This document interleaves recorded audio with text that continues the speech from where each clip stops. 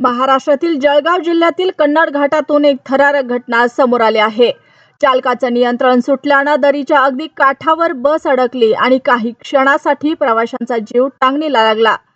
सुदैवानं या घटनेत कोणतीही जीवितहानी झाली नाही।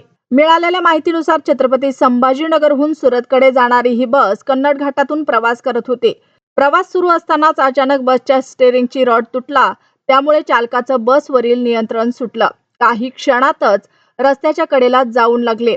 समोर आलेल्या पुलाच्या सुरक्षा कठड्यावर बस जोरात आदळली। या धडकेमुळे बस दरीच्या अगदी काठावर जाऊन थांबली। जर त्या ठिकाणी सुरक्षा कठडा नसता तर बस थेट खोल दरीत कोसळण्याची शक्यता होती। त्यामुळे मोठी दुर्घटना अगदी थोडक्यात टळली। बस पुलाच्या कठड्यावर आदळताच प्रवाशांमध्ये एकच घबराट उडाली। काही क्षणासाठी नेमकं काय घडतंय हे कोणाला समजलं नव्हतं। बस दरीच्या दिशेने झुकल्याने प्रवाशांच्या काळजाचा ठोका चुकला। मात्र सुदैवानं सुरक्षा कठड्यांमुळे बस दरीत कोसळण्यापासून वाचली आणि मोठा अनर्थ टळला।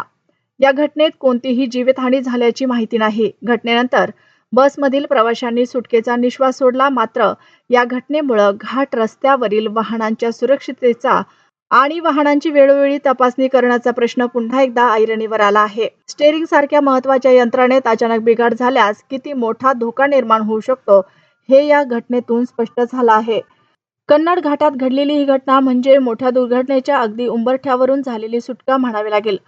सुरक्षा कठड्यांमुळे अनेक प्रवाशांचे प्राण वाचले आणि संभाव्य मोठी दुर्घटना टळली।